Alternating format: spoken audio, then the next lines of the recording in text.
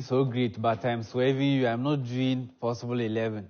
You're not. What are you doing? I've already done that last week. So you already did that last week? Yes, the players I had in my first 11, the only three that are not in the squad are Baba Rahman, who obviously opted out. So it's not that he was left out. Then Iñaki Williams also injured, but he's having a good time. Okay. So what are you doing? So what I'm doing is I'm looking at players that should deserve sort of a shout. Their names should have been in the squad, looking at their performances this season and also credit they've given themselves over time. One of them is obviously Bernard Tepete. Karim, no. Yeah, well, what come match to play? The people who are in the squad, let's talk about them. You are telling us about the ones who are not in there.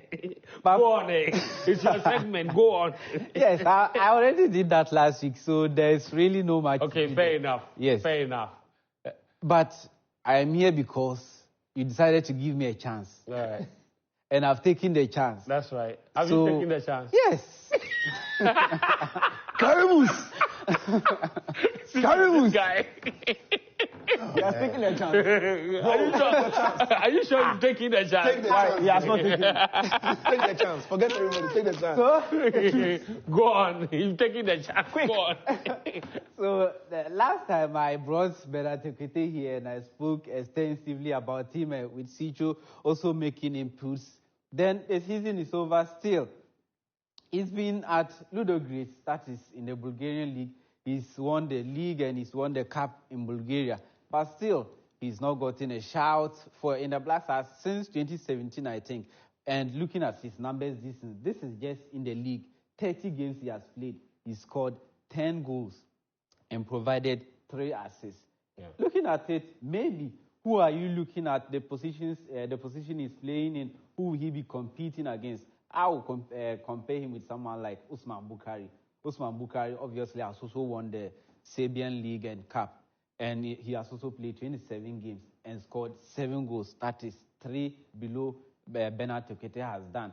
And in terms of assists, Bernard Tepete has more as well. So in terms of minutes played, he has also done more. If you are just saying maybe the quality of the leagues, maybe the Serbian Super League might be high. But he's also played in the Champions League qualifiers and also in the Europa Conference League. And he's among the top assist providers in the Conference League. So obviously he will be thinking, what does he have to do to get a chance in the Black Stars? I'm very surprised that you mentioned Osman Bukhari and maybe not someone like Kamaldeen Suleiman. He has his goal. So you wait, let me finish. Yeah. So let me go to the next one. That is Michael Bedu. Okay. He plays for Elfsborg. That is in the that is in Sweden. And this is just his performance. They do their seasons in 2024. They don't do it 22, 23. They just do it the year we are in. So this season, that is the 2024 season in Sweden, he has played 12 games. And in those 12 games, he has scored 4 goals and provided 3 assists. That is almost the same as he has done in the regular season last season. 3, 4, and sort of 3 assists. And I'm comparing him to someone like Abu Francis. He's a central midfielder. He's a central midfielder.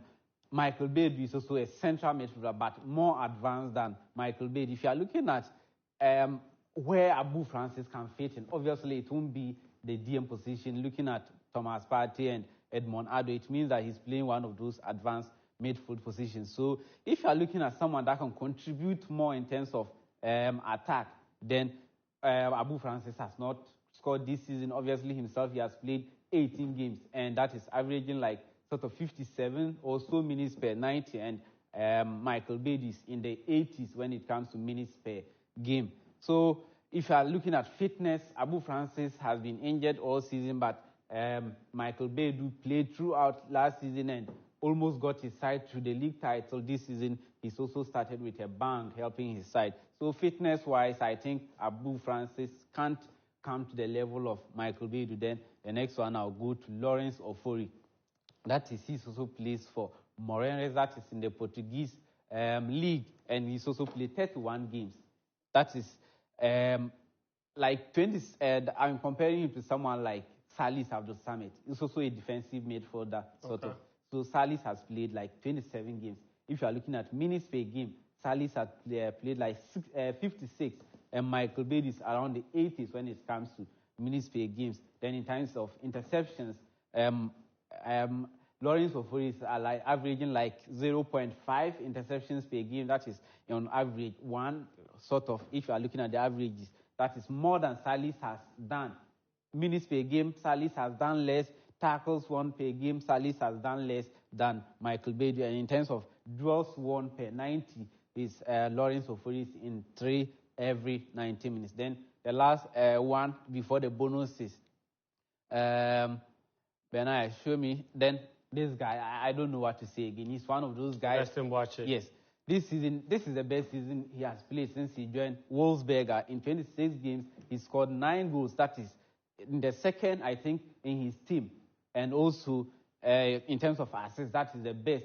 Big chances created. He's done the most for his team. So if I'm comparing him to someone like, he's sort of played most of the season as a winger. So if I'm comparing him to someone like Kamal Dean has played like 39 minutes per game. That is in like 22 or 23 games he has played this season. So match fitness, he can be compared to him. So it's World Cup qualifiers. The coaches might be saying something like he's new to the team. But if you don't try him, if he comes, he's not going to be a starter. So why don't you bring him in if there are small minutes he can get in sort of... I'm not saying comparing them to people they should be replaced with them, but obviously, looking at the numbers, they would think they deserve some sort of a shout.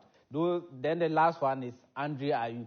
So me, if you ask me, his exclusion now doesn't make sense from the squad, because when he was, different coaches do, but the form he was in, he wasn't even attached to a club. This time he signed for Le Havre. He hadn't played so much, and we sent him to the AFCON. Now that he's playing, in 12 games he has started, he scored 5 goals. And it's not, again, any mean teams scoring against PSG. Now we are playing World Cup qualifiers.